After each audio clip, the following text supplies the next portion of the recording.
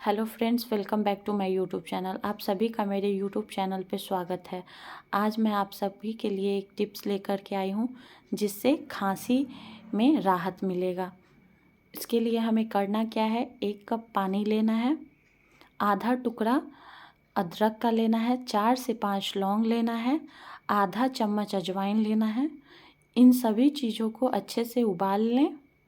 जब पानी आधा कप हो जाए तो इसको छन्नी से छान लें और इसको हल्का गुनगुना ही पिएं, जिससे आपको बहुत ही राहत मिलेगा।